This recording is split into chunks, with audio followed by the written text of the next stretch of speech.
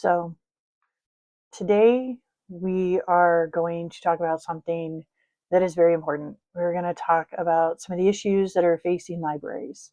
And I wanted to make sure that at least once every 4 or 5 videos that I talk about something that has to do with libraries, because I'm a librarian and that's kind of what I want to do with the channel besides talking about books and the books that I like and stuff that I'm reading. I wanted to kind of bring some awareness to library issues. And so we're going to do a little bit about that today. Today, we're going to talk about mostly issues facing libraries currently, but we're also going to talk about burnout among librarians. It's something people don't really think about a lot unless you are a librarian, and then obviously, this is something you think about quite often, myself included. But let's start with some of the big issues that face libraries. And we're going to start with the one that most of you know and have heard of and have seen in the news, and it's censorship. So PBS has reported that there's been a huge increase in censorship attempts, book ban attempts, since 2023. There were actually over 4,000 book ban attempts in 2023 alone, and that number has just continued to go up. These are primarily LGBTQIA plus books and content that are targeted. It started mostly in school libraries, but we have seen that this has spread to public libraries as well. And speaking about 2023 and the past 2 years, we've seen a 92% increase in book ban attempts and complaints in the public library sphere. It's kind of a big deal, and I want to let you, it's a big deal because this restricts intellectual freedom. It's, in my opinion, and a lot of other librarians, this is an infringement on our First Amendment right by suppressing ideas. And it restricts or it can even remove representation of these marginalized people and these marginalized groups by making it nearly impossible to have these books in a school or now in a public sphere where anybody should be able to have access to them. These are the people that most need to see themselves in the literature, and these book bans and these book challenges really keep trying to erase them, and it's not okay, and it is probably one of the biggest issues facing libraries today. And I think that it's probably the most known issue. We're going to talk about a couple others. One of the big ones that faces libraries, but this faces all libraries, is serving diverse populations, which is pretty much what all libraries do. Um, we really strive to help marginalized populations, whether it's a really small community or if it's, an HSI, a Hispanic serving institution, who's helping, first time college students or first gen students whose family before them had never had the opportunity to go to college. And this is a big challenge for libraries because you want to make sure your staff is diverse. You want to make sure that your collection is diverse, and that you, if you're a public library, that you look toward your community that you serve. And it's hard because if the people that you serve aren't going to college, aren't being representative, then you're not getting them on your staff and you're not able to continue to reach out. It's a circle, and it's horrible, and it's just one of the things that we face as librarians. We have to deal with homelessness if you're in the public library sphere, mental illness. Many of the homeless that seek the warmth of the library or somewhere that they feel safe, then get off the street, maybe use the water fountain, maybe use the bathroom and get cleaned up. And this is something a lot of libraries do encourage.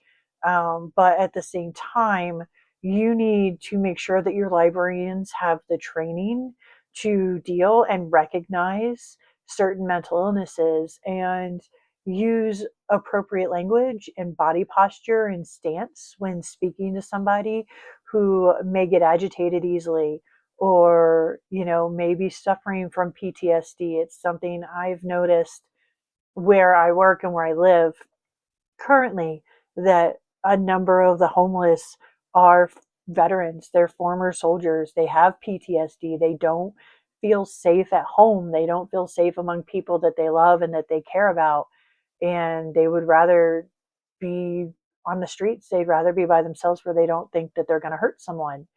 um, but the library is also a place to find those resources that you might need. So library, that's something a public library is always going to have to deal with. It's just one of the things. But along those lines, the other thing, another big challenge for libraries today is the digital divide. So the literal Grand Canyon between the people who have access to computers and the internet and information, and then the people who don't, who can't afford it, who don't have the options. And sadly, most of that is education and income. That's what drives that divide. And it's something that public libraries try to bridge. They try to be like, listen, come here, use our computers, use our internet, do your job applications here. Maybe you need a quiet space to do an interview. We will supply you with a quiet room and a computer, and you can do your job interview. So that's a big thing that libraries and librarians have to deal with, public mostly every day. um, and it's something that you would think in this day and age, in 2025, almost 2026, we wouldn't still be dealing with. The internet should be a utility. It's one of those things where it's necessary now, almost just to survive. And it's something libraries try to focus on. um, we have to deal with something else, is the kind of the digital shift. So going from physical collections to digital collections, you'll notice that if you go to a library's website, I keep pushing my glasses up, I really need to get new ones, but it's going to be a couple months, sorry. You'll notice that if you go to a library's website, that a lot of them have digital downloads. Ebooks are a big thing. You can borrow them. You don't have to worry about damaging them. They automatically get returned when the time is up, when your rental is up. And that's something that small libraries might struggle with. Small rural, that's a hard word for me, rural libraries have to deal with. You have the problem with AI, and this is more of a problem. I want to say this is more of a problem with universities, but it's not, because public libraries have to work with misinformation and disinformation all the time. And the academic libraries obviously have to do this too. They get students who come in who are doing searches and trying to write papers, and their sources aren't right because they're just Googling something. And Google is not the same as research. Yes, somebody's going to point out Google Scholar. Google Scholar is great. I get it. If you know how to use Google, if you're efficient at Google, Google Scholar might be more comfortable for you. But for the most part, AI has really made librarians' jobs harder. While at the same time, there are certain programs I'm sure that are going to make our lives easier. It's that balancing act between that. Um, and then staffing's a huge problem. And it's not because there aren't people who want to be librarians, because we saw when I was in school that there was a bit of a surge in librarianship. And a lot of that was that there was this, I want to say rumor, but that's not really what it is. It's more of like there was this idea out in the universe that all the old librarians were getting ready to retire. So there'd be this big open space, but librarians are staying librarians longer now, and that dip never showed up. Um, I mean, it might have shown up a little bit, but those of us who are getting out of college and trying to find jobs, we're finding that it wasn't as easy. It took me a year and a half to get a job after I got my degree. Um, and that was having my foot in the door at a university library, having done my internship at a really nice university. Still couldn't, and it's tough. It's really tough. But part of the staffing problem is another big problem for all libraries is the the reduction in funding. Um, those funds don't just go for uh, the catalog. They don't just go for the things we have on our shelves or our digital collection. They go for the staff. And when you reduce the funding, you cut positions. And when you cut positions, you have less people who can help the people who really need your help. It also means that you have less specialists for like at a university. You now have one librarian who's doing the job of three librarians because now they're the STEM liaison and scholarly communications, and they're helping, teach classes on copyright, and they're trying to get everything. And it's one librarian, and a lot of times, if if if they can't get if they have to reduce the funding to and reduce the positions that they have, guess what? They've also reduced the pay. And at that point, you're getting new librarians who are thrown into this, and they're being asked to do so much stuff that the library school didn't prepare them for. Um, so, I mean, it's kind of a big deal. There's a couple of articles that I'm going to link below that I'm going to talk about that kind of speak a little bit about some of the issues. Um, well, one of the issues when you have reduced funding and you have reduced staff, but you have more workload, you have to deal with burnout. And the second part of this video is really going to be talking about burnout in librarianship and librarians because it is one of those fields that you don't really think about it, but librarians have a really high burnout rate, especially in the first 5 years. Um, One of the articles you'll see is it's called let's see. Causes of Burnout in Libraries by Bobby Newman. And I think that's the one I'm going to have the link for. Actually, I'll have the link for both. Um, but this one talks about remembering that burnout isn't listed as a medical condition or a mental illness, but it is a symptom. It is something that you often see with people who are dealing with a mental illness like depression or anxiety or something like that. Burnout often accompanies it. And for for librarians, it's it's tough because most of us get into this job because we really want to, or because a library was important to us, or a librarian helped us in some way, or we feel comfortable around books. Most of us don't do it because we love reading, because librarians don't usually have time to read.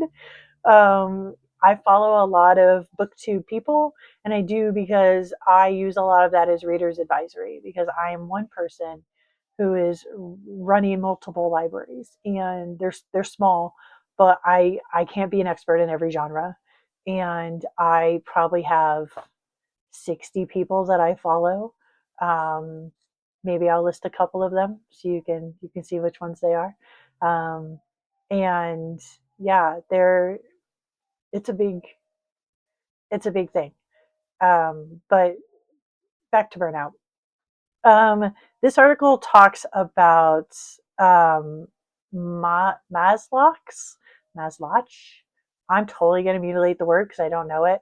Their burnout inventory because they're listed as 6 causes of burnout, and we're going to talk about each of those causes and how they relate to librarians and librarianship to kind of understand why librarians do have a high burnout rate. And honestly, this rate has gone up so much in the digital age than it was before. And it makes sense because, as you said, when you have something like that digital divide that keeps getting wider and wider, more people seek out libraries, and then you have staffing reduction. And anyway, let's get into the first of the 6 categories. The first one is workload.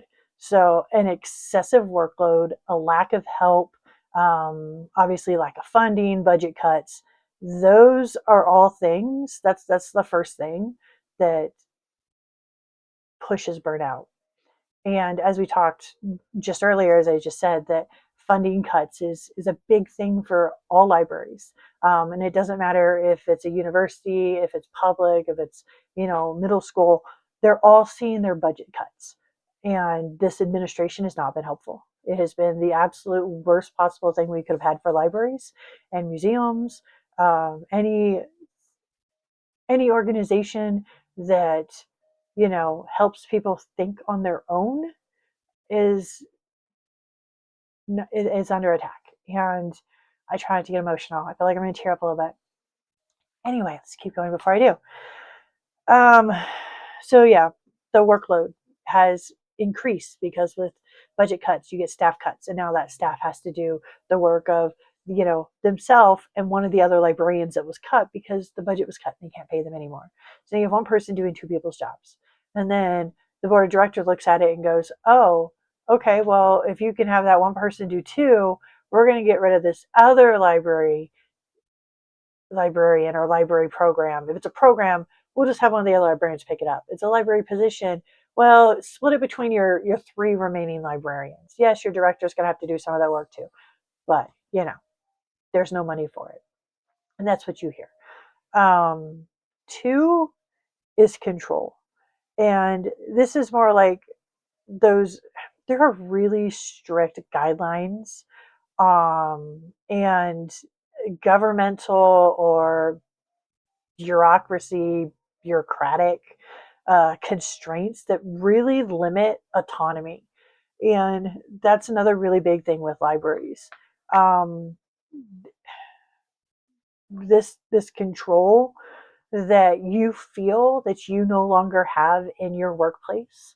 When everybody else, when some board of directors who aren't librarians, maybe they're city officials, maybe they're moms, you know, maybe they're not. Maybe they're just somebody who got elected to a city council, and all of a sudden they're trying to tell your public library that, they can't have this program.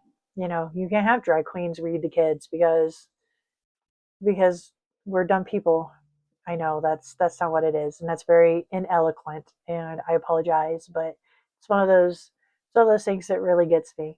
Um, it's just when you have somebody else who has that control over what you do and how you do it when they are not the expert in the field, they are not the person who has the passion for this, that that leads to burnout because why are you doing it when you're not doing it the way you know it should be done, the way that's going to help the most people, when they'd rather have you do it the way that's going to save everybody money.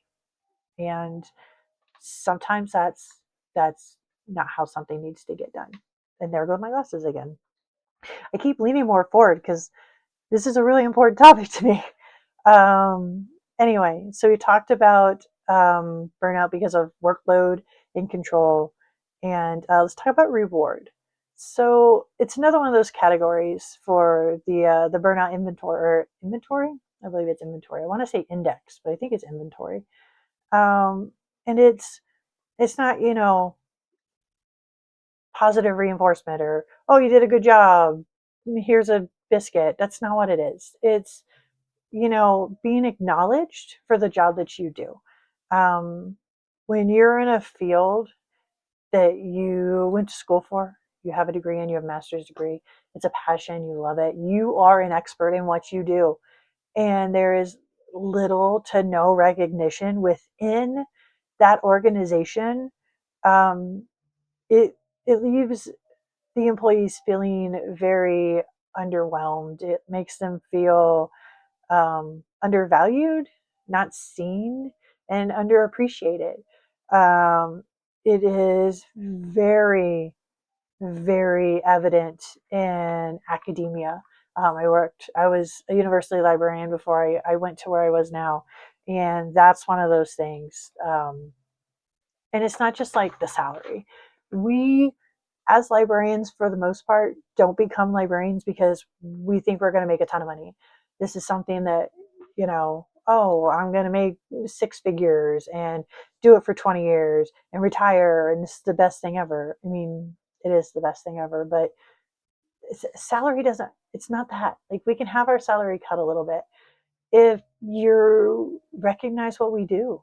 If you're like, hey, we saw this contribution that you made to the university. Good job stepping in as the liaison to the business school and, showing the kids the importance of. I have a friend who's a business librarian. Um, you know, Taking your art and learning how to make a business from it and be safe while doing it. It just, that lack of recognition of what we as librarians do is another thing that leads to burnout. Um, and it's one of the easiest ones to fix. Like, out of all these issues, that reward inventory index, that lack of recognition, is the easiest one people could fix. It's the easiest one, um, and it's one of them I see the most of. Um, the fifth one, or sorry, the fourth one is community, and this is more like a feeling of community in your workplace. And I feel like with a lot of the DEI cutbacks and the companies that are like, oh, we don't do that because the current administration's like, that's stupid. You see the exasperation. I just, I try not to talk about politics, but librarians are political.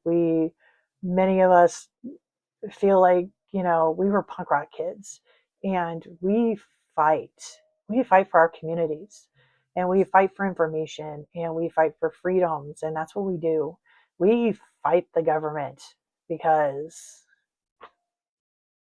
we can, and somebody has to. So you'll find a lot of librarians like that. You won't find all, but I feel that of all the librarians I've met, that a lot of us are punk rock kids, and we were. Um, but that sense of community in your workplace is much more important than you would think. And it's really, this is something you really notice in academia. This is something you really notice in academic librarians, because there's a lot of competition. That whole phrase, public or perish, or publish or perish, publish or perish, among, like, you think of it more like professors, but that's true with academic librarians. Um, they have to publish. They have to do, some of them have to do community work. They have to serve on boards. They have to serve on boards in the university and then out in their community. It's a lot. Like, it's a lot. And it can lead to some competition. It can lead to librarians being like, no, this is my field. This is what I do. This is the school I liaison to. I don't want you publishing anything over there. This is my in. And you find something I've seen in the couple of universities is that in a big library, a big academic library, you'll see cliques. It's very clicky. There's It almost felt very high school, instead of very family, very community, very supporting each other, lifting each other up, saying, hey, this is my area of expertise. I see you're interested in it. That's a great idea for a paper. Do you want my help? Is there anything I can steer you towards? And that lack of community is another thing that really leads towards burnout. The fifth one is fairness, and I think that's more about the distribution of the limited resources that are already available to libraries. You'll have, you'll have your superstar librarian, maybe the one who's been there the longest. Everybody knows by sight. The board knows really well. So when something comes along or there's money for a project, that's the librarian that's chosen to run it. And I don't know how much that happens in public libraries. I know that happens in academic libraries. I know that new librarians have to fight for everything, and it can feel really unfair. Um, it's it's just it's just something that I think everybody in any workplace has to face. For librarians, it's also when you realize that the people making the decisions, the ones that are impacting your job, your life, your passion, aren't librarians. Most of them have no idea what you even do. I find this at my current workplace, that I think most of the people making the decisions, trying to get me to do things, have no idea what I do. And you can tell them over and over and over again, but they still don't get it. They're like, okay, well, you sit at that desk and you check things in and out. That is not at all what I do. That is like 2%, 2% of what I do. So the fairness really comes in. And the last thing is values. And mostly it's when when there's a conflict between your personal values and the institutional values of where you work. um, it's just one of those things that can really really wear on a librarian when you come into something with passion and joy, and you want to help as many people as you can, and you see that the things that you value in not just your personal life but obviously in your work life, because we can have separate values for both, but one always, they always influence each other. When you see that the institution that you work for does not share those, does not seem to support, I mean, that feels like it goes back to everything, but you'll notice these all kind of play on each other. But values are a big thing, and this is something that's really really big with new librarians. I'm going to talk a little bit about the second article, which is called "Between Graduation and a Brick Wall: Burnout and Mental Illness in New Librarians" by Sarah DeAngelos. I will also have it linked. See, this is why I'm unabridged. I could go back and edit that, but I'm not going to, because we're just having a conversation and we're just talking. So here we go. I get so distracted. Yeah. Okay. Anyway, the second article really talks about burnout in new librarians, and we're talking about this study was done with people that had been a librarian for less than 5 years, which is when you're a new librarian. This it's They're finding that new librarians coming into the field right out of library school are unprepared for the absolute emotional labor that is required to do this job. There are no courses, or at least none that I took, and I looked some up just to make sure, but there really aren't a lot of courses in library school that talk about dealing with your own mental health and what to expect coming into this. Part of this is because how do I say it? You know what? Sarah writes about it really well. There's this feeling of sacredness about libraries and librarians. It's the books, it's the resources, it's that it's a safe space. It's that librarians are the champions of people, and I'm not disagreeing with any of that. I mean, I feel that way very much. Libraries are one of my favorite places to be. I feel really good and really calm and very seen when I'm at them, regardless of public, academic, my current work one. Um, if I'm visiting other states, other countries, libraries all have that very comfortable sameness. And that is something that librarians go into. You'll find that, reading this article, that a lot of librarians say they became a librarian because they feel that it's their calling. It's something they were always meant to do. They've always known they wanted to do this. I'm no different. I have almost always, for as far as I could remember, as long back as I could go, known that I wanted to be a librarian. I was an army rat. I lived in lots of different states, a couple different countries, and libraries were always someplace that it didn't matter. It was just a welcoming space to go. And when you don't fit in anywhere as a kid and then a teenager, you move every couple years. You don't really have a big friend group because you left all your friends. You went across an ocean. Libraries can be life saving. Um, and, new librarians go into this field with this sense of this. And it's hard to live up to. It really, really is. Um, it's this idealistic view of librarianship. So this article that I'm going to have linked, I think you should look at both of these if you're interested in this, because they're both really good. Talks about that 56% of the people that were polled said that they had been diagnosed with a mental illness, and 22% said that they haven't been, but they're sure that they have one. So that puts up to 78% of those people polled for this study are dealing with some kind of mental illness, which means that their burnout level is probably going to be significant. And that's when you talk about something like, I the article's like 64.7% stated experiencing some level of burnout. That's that's two-thirds. That's two-thirds of new librarians, people who have been in their field for less than 5 years, are telling you that they are dealing with burnout.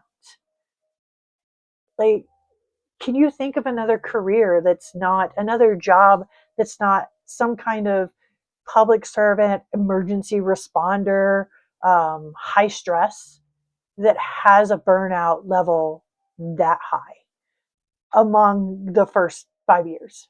Um, it is it is wild. Half of those said that their workplaces offered any kind of assistance to help with burnout. So half of the people that say that they are dealing with some kind of mental illness, only half. So this is still less than 50% of the people that were polled, because you got two-thirds of them that say that they're dealing with some kind of mental illness. Half of those have a workplace that offers some kind of assistance in dealing with that. And then I think it said about 38% of those said that the programs that were offered weren't even useful. That's a third. They're not even useful. Um, it's like they're there to be there, to say that they do something. And these are these are systemic issues. They're something that has been slowly building and has just been accepted, and it just gets built on because nothing's done. Systemic issues can't just be changed overnight. But when we talk about that burnout inventory, that index of lists, that 6 things, some of those could easily be addressed.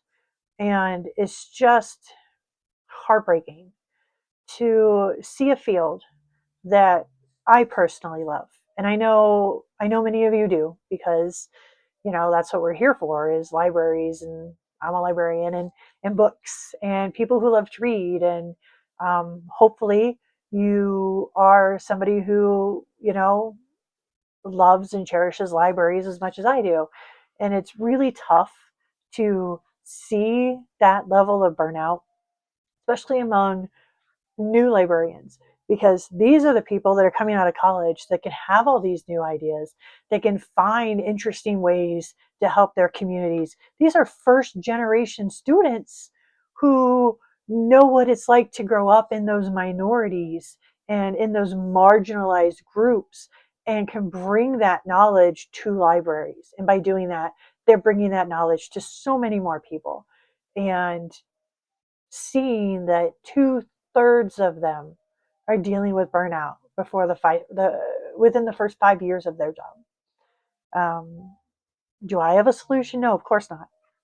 I don't. I'm one librarian who is right now on that border myself with feeling like burnout is something. Like, as much as I love this job, more often than not, I don't want to do it. Um, and that's a tough thing to admit. So, not the greatest way to end the video. But yeah, I kind of just want you guys to maybe take this information, do with it as you will. Read these articles, find other ones, read other articles, go to your libraries and tell your librarians how much you appreciate them, and champion them. You know, when there are board meetings that are talking about library issues and the public attends, say, hey, have you stopped to consider the mental health of your librarians, of how much work they do, of the stress load that they have? And little things like that. Believe it or not, it's little things like that that make a really big difference. So, pushing my glasses up again. Um, I hope you like these videos. I don't know what my next one's going to be yet. I'm probably going to talk about, maybe I'll go over a couple books. Maybe I'll talk too about the books I would like to read in January. I just hit my microphone and I bet that left a really big noise. I'm sorry if it did. Yeah, maybe we'll do that. Maybe we'll talk about some of the books I'd like to get to in January. Uh, there's a there's a couple that I'd like to read, and then yeah, maybe we'll do some little short videos, just me talking about the ones that I've read, and we'll do a little video after each one, and they'll just be 10-15 minute long things. But thanks. It it means a lot that you're here and that you listened all the way to the end. So yeah,